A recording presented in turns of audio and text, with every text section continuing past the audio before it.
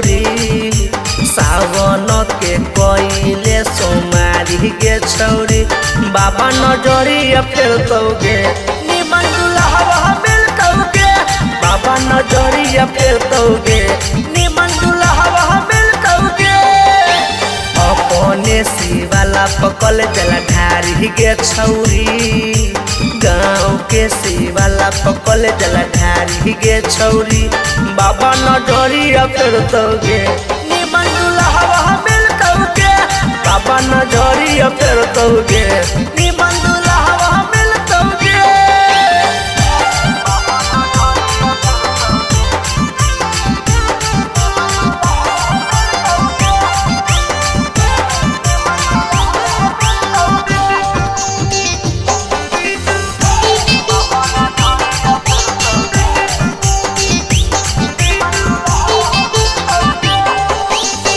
सावन के कले छौरी तू उपवास गे भोला बाबा दे तो तोरा दूल्हा झकास गे।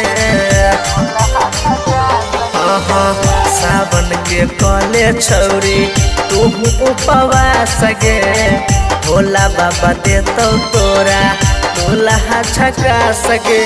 मेरा दूध के कौड़ी है फलहारी गे छौरी केरा दूध के कौड़ी है फलहारी गे छौरी बाबा नजरिया फेर दोगे निमन दुल्हा मिलतौगे बाबा नजरिया फेर दोगे निमन दुल्हा मिलतौगे।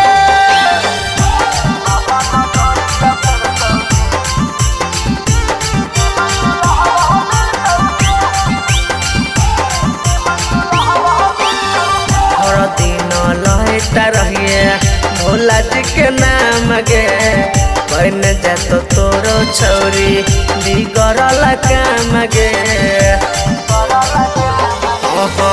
हर दिन लहटा रहिए भोला जी के नाम गे बन जातो तोरो छौरी बिगड़ल काम गे।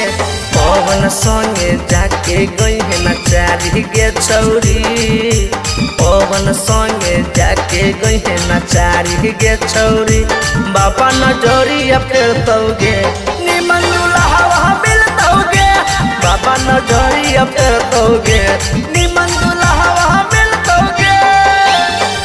Presented by RLA Recording Studio।